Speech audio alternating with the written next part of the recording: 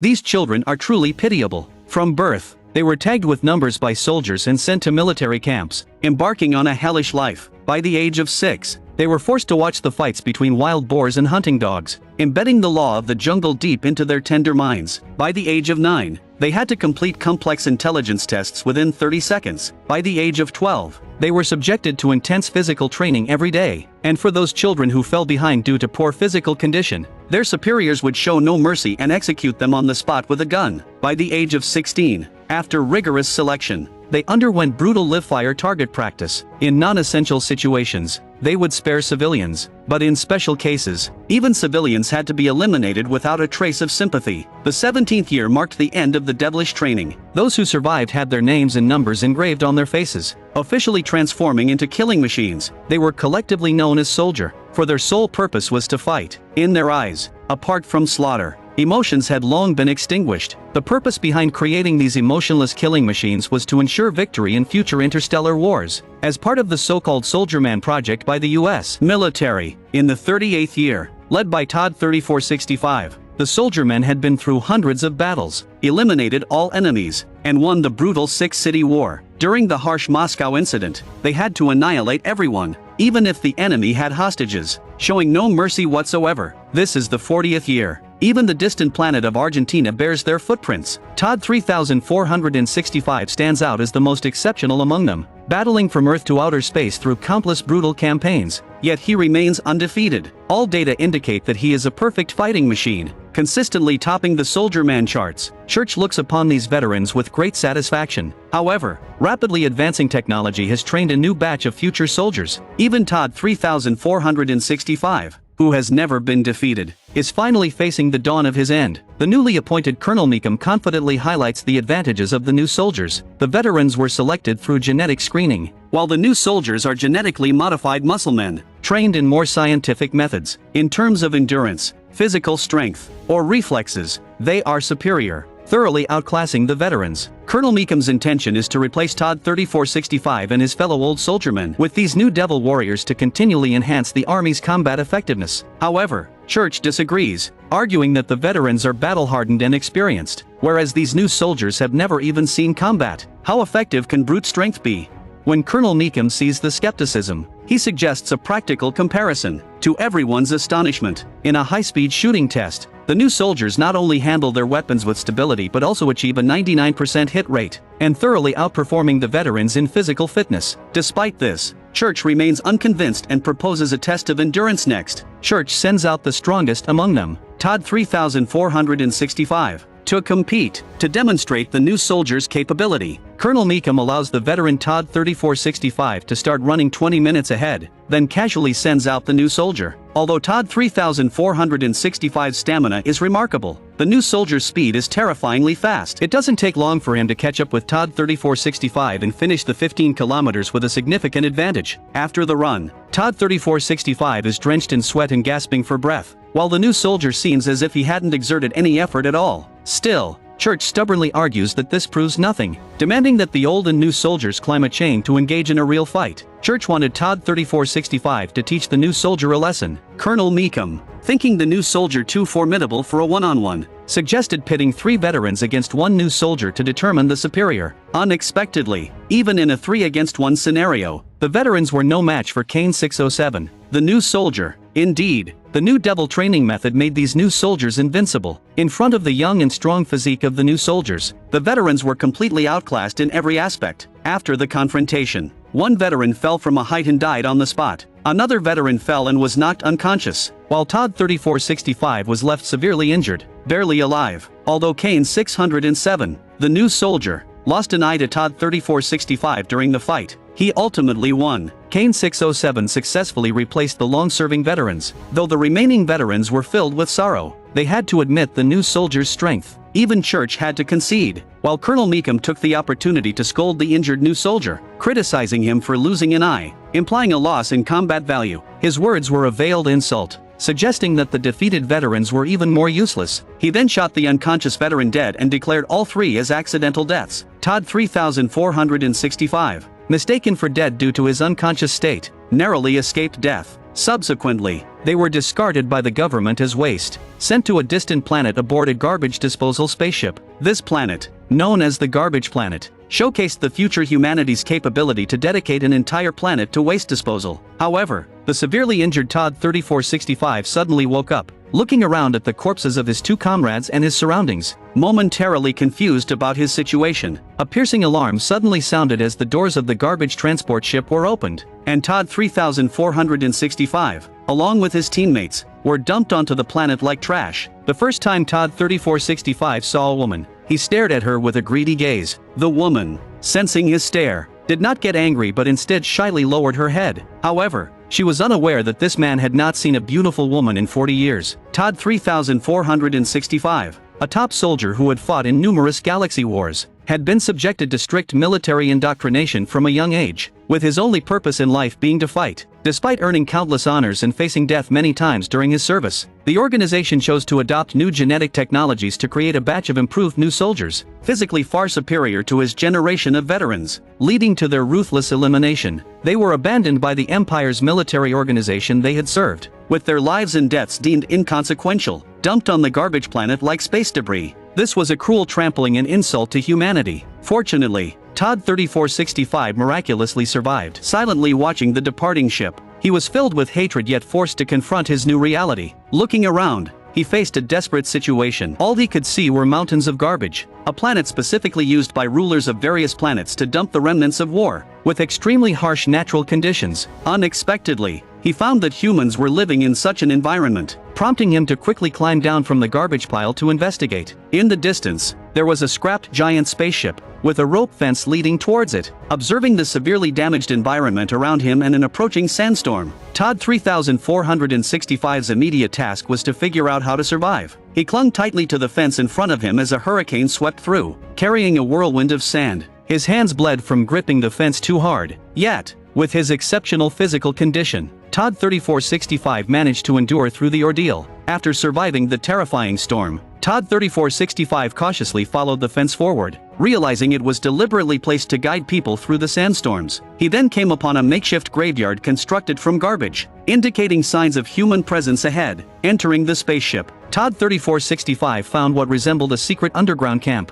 where he spotted a few humans. Years of combat had made him extremely cautious. He ducked down to spy on them, but a sudden gust of wind caught him off guard, causing him to fall heavily from the stone steps to the ground. Without any protection, his injuries worsened, and he spat out blood before fainting. Todd 3465's arrival instantly plunged the inhabitants into panic. They urgently convened a community meeting. For hundreds of years, this planet had not been visited by outsiders, and now, a soldier had fallen from the sky. Everyone was curious about how he arrived. Just then, Jimmy Pig returned from patrol, reporting no sight of other soldiers or ships in the vicinity. Having finally escaped the clutches of war and rebuilt their homes here, the residents feared his presence would disrupt their peace and unanimously agreed to expel the unwelcome visitor. However, the kind-hearted Hawkins believed that since the stranger was unarmed and severely injured, they should provide aid in the spirit of saving lives. Consequently, she decided to leave Todd 3465 in the care of Mace and his family. Hawkins' compassion ultimately spared the refugee camp from an impending disaster. Later,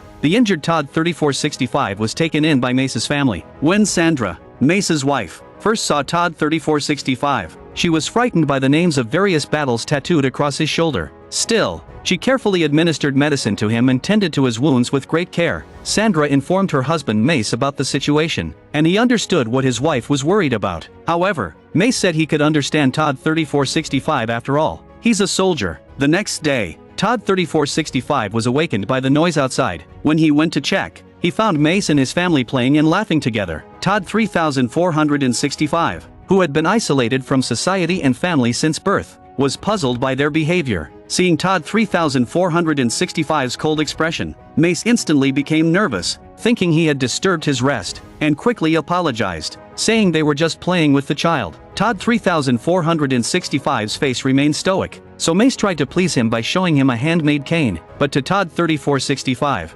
such an action seemed like a preparatory move for an attack, and his expression turned fierce. Mace immediately demonstrated how the cane was used, and the family felt Todd 3465's imposing presence for the first time. At dinner, Todd 3465 sat upright, devouring his food in a manner that was a habit formed in the military, ingrained in his genes. Thinking he was very hungry, Mace gave his portion to Todd 3465. But this kind gesture drew hostility towards Todd 3465 from others. A man who didn't like him asked if he was a deserter. Todd 3465 immediately stood up. "No, sir, then why aren't you with your unit? I was replaced by better soldiers," he replied. Later, Todd 3465 learned why the residents were hostile towards soldiers. These people were not the original inhabitants of the garbage planet but had fled Earth to escape the war. During a space journey, their ship crashed here, and they've been unknown since. When ships started dumping garbage on the planet, they tried to signal for help, to no avail. Perhaps those ships were unmanned, and them settled on the garbage planet. Fortunately, no one wanted to invade this place. Todd 3465 remained silent, but this did not mean he was unmoved. When he saw Sandra in the warm sunlight, her clothing slightly transparent, he felt a momentary heartbeat, a sensation he had never experienced before. Meanwhile, Colonel Meekum, having replaced the soldiers with his devil warriors, was smugly satisfied with his achievement. Coincidentally, the place Colonel Meekum chose for the new soldiers' real-world training was the garbage planet. He thought the miners and refugees there could serve as enemies for the devil warriors to practice on. As the spaceship quickly made its way towards the garbage planet, Todd 3465 was learning how to grow vegetables with Sandra. Unfortunately, he discovered that aside from fighting, he was almost incapable of anything else. Suddenly, a venomous snake appeared and moved towards Sandra. Before Todd 3465 could react, Sandra had already swiftly decapitated it and then patiently reminded Todd 3465 that such snakes were common on the garbage planet and very deadly to women and children. Her son had once been bitten by a snake, resulting in his inability to speak. Then, Sandra handed a seedling to Todd 3465, asking him to plant it himself. Todd 3465, who had never smiled or seen such a beautiful smile directed at him, gently planted the seedling. At that moment, he felt as if he had found his roots. That day, Todd 3465 joined everyone in scavenging for garbage because everything in the village was collected from there, turning waste into treasure. Suddenly, a strong wind struck, and everyone hurried to secure themselves to the fence made of chains. Jimmy Pig was caught off guard and swept up by the wind, about to be thrown into a rolling drum, with everyone unable to pull him back despite their efforts. At the crucial moment, Todd 3465 acted, saving Jimmy Pig with ease, and everyone was overjoyed at Jimmy Pig's narrow escape. However, Todd 3465 was then seen fiddling with Mace's submachine gun, making everyone nervous. Mace cautiously approached to retrieve his gun when a spaceship passed overhead. Mace explained it was a garbage disposal spaceship that came about every half a month and hoped Todd 3465 would return the gun to him. Jimmy Pig quickly got up and loudly thanked Todd 3465, but received only a blank stare in response. Initially, people were wary of him, but as time passed, they realized that Todd 3465, though expressionless and taciturn, harbored no ill intentions. Even though he always stared intently at Sandra, Mace noticed but trusted his wife. Despite the harsh living conditions and environment, Todd 3465 found an unprecedented happiness here. He began to learn about everyday life, slowly discovering his humanity and realizing that life offered many beautiful experiences beyond charging into battle and fighting bravely. Sandra is truly beautiful, and from his gaze, it's evident that Todd 3465 has fallen in love with Sandra. However, seeing Todd 3465 silent and preoccupied every day, even forgetting his own physical pain, Sandra couldn't comprehend what this soldier had gone through. It's hard to imagine the pain of someone whose only emotions left are fear and discipline. The first time he was embraced by a kind woman, Todd 3465 couldn't adapt to the sensation, his body trembling with excitement, forcing Sandra to let go, her heart aching for him. But deep inside, something within Todd 3465 seemed to awaken. As Christmas approached, the residents invited Todd 3465 to join a grand celebration party. However, just when Sandra thought Todd 3465 could gradually emerge from his fear, he became more distressed. To him, the festivity resembled the battles and skirmishes he had witnessed all his life. Anything slightly stimulating brought back the horrors of war. The battlefield scenes replayed in his mind, driving him to escape the crowd and vent his emotions through boxing. Despite his hands bleeding, each punch reminded him of the indelible sins, the images of him shooting the innocent. One day, Jimmy Pig, whom he had saved, came to thank him with a beautiful scarf for saving his life. But the disoriented Todd 3465 mistook him for an enemy sneaking up on the battlefield. A tragedy was narrowly avoided when Todd 3465 regained his senses in time. However, looking up, he saw dozens of pairs of eyes staring at him. Everyone was scared. and Hawkins silently considered the idea of expelling him. Mace also began to reconsider whether they could keep him here. Once people become wary of you,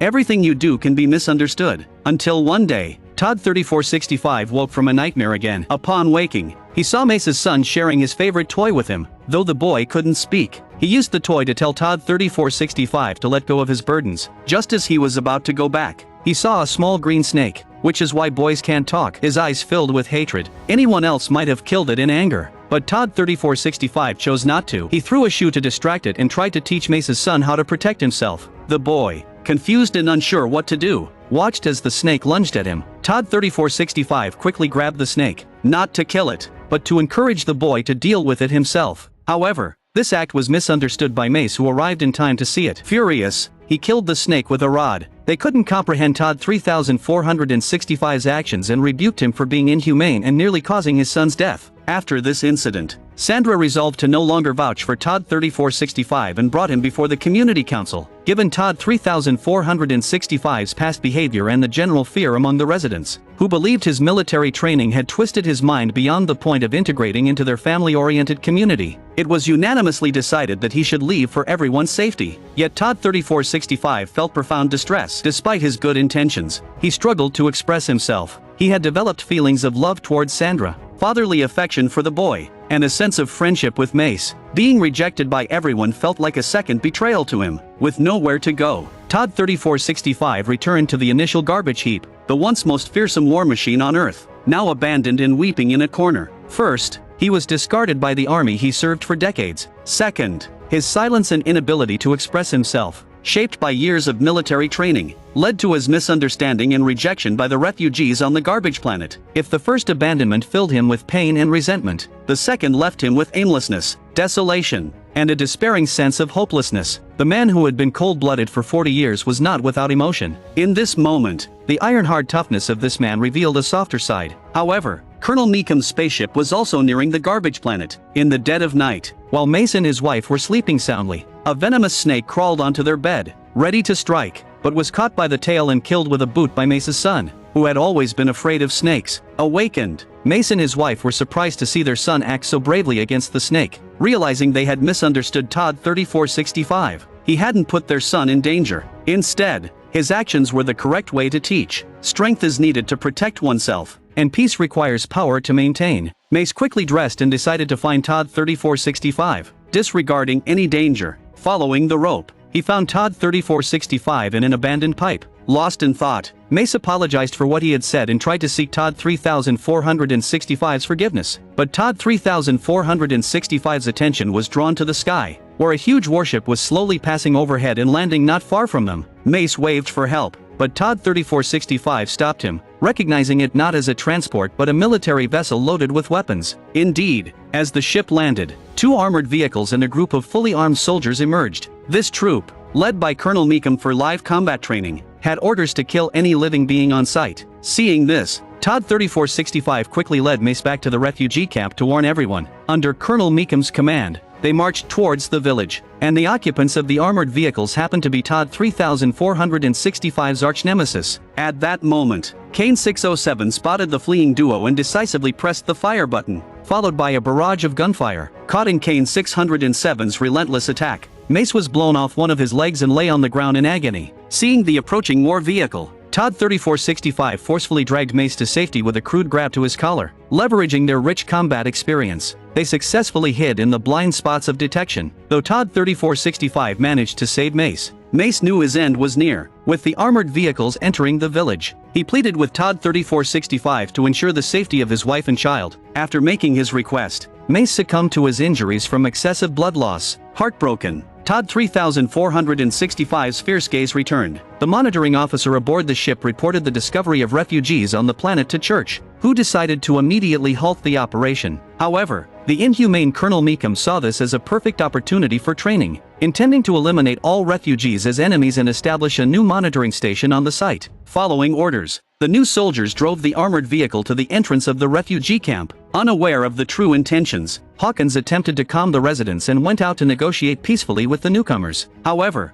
these soldiers, trained in killing from a young age, only understood absolute obedience to orders and did not entertain any negotiations. Realizing too late that peace could not be negotiated, Hawkins was blasted away, causing the villagers into panic, who then returned fire, facing the well-equipped, armored soldiers. The refugees were easily scattered and forced to flee. Colonel Meekum believed that dealing with these refugees would only require dispatching a 3-person flamethrower squad. Fully armed, the trio stormed into the underground camp, conducting a carpet search and shooting any unarmed civilians they encountered. The flames they sprayed turned the place into a living hell, with residents screaming in agony. In this dire moment, Todd 3465 descended like a deity of war. No one could match his ferocity in battle. The refugees, who had previously disdained him, were astonished by his prowess. "Need a hand, friend?"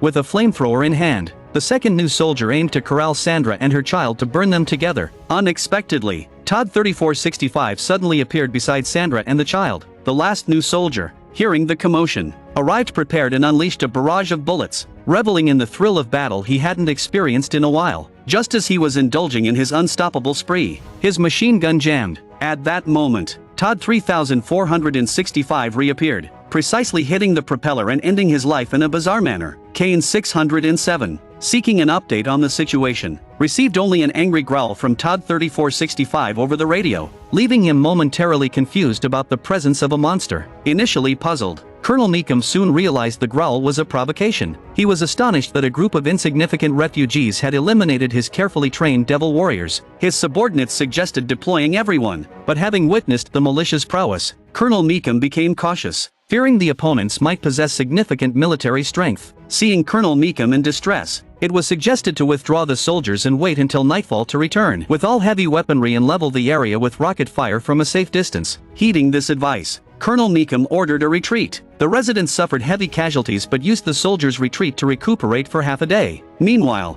Todd 3465 was organizing the equipment from the 3 new soldiers. Aware that this was only the first wave of attack, Mesa's son approached Todd 3465, inquiring about his father's absence. Todd 3465's silence and the look in his eyes conveyed to Sandra that the child's father might have been lost. His silence served as confirmation. Seeing the widow and orphan, Todd 3465, who once didn't know what he was fighting for, now found a cause. His numb heart had developed friendships and love here. Determined to protect his loved ones and the villagers, Todd 3465 prepared for battle. After efficiently organizing various combat gears, Sandra inquired about the enemy's numbers to strategize the villagers' defense. Todd 3465 informed her of the 17 genetically modified soldiers remaining. Sandra's eyes were full of worry. 1 against 17 was an impossible task. Fearful for Todd 3465's safety and the potential for his non-return, Todd 3465 dominates his way out of the base, and this time he's fighting for his life. In the dead of night, 2 heavy armored vehicles launched another assault but were ambushed by Todd 3465 hiding in the shadows,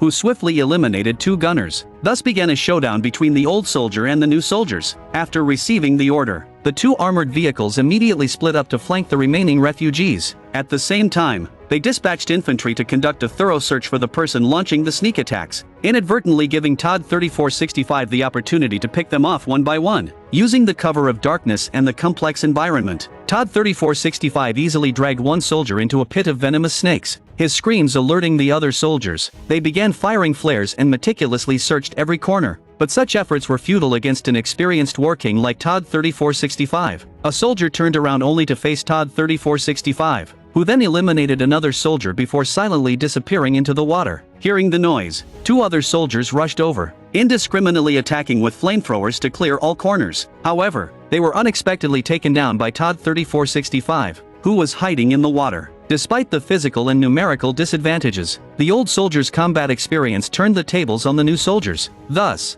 the new soldiers fell one by one to the cold and brave old warrior under such circumstances, while others were concentrating on hunting the elusive target. Suddenly, 2 machine guns started firing madly nearby. Finally, they seemed to have found their target. The soldiers returned fire and closed in, but the distant machine gun fire continued unabated, daring to confront the mass attack of the new soldiers head-on. However, when they, at the cost of several lives, finally reached the location, they discovered it was a trap. It was too late to retreat. Todd 3465 promptly detonated the explosives, killing a large number instantly, with only a few surviving. But a sandstorm was approaching. Todd 3465, having noticed it in advance, secured himself to a metal frame. The metal frame held firm against the storm, while the new soldiers, unfamiliar with the planet's harsh conditions, were caught off guard and perished in the storm. The loss of so many soldiers caused Colonel Meekham's blood pressure to spike. Church, taking pleasure in the misfortune, remarked that the so-called devil warriors Meekham was proud of seemed to have only enhanced muscles, not brains. They passed all the tests, but with zero real combat experience. They couldn't compare to the old soldiers. Now, with the infantry nearly wiped out,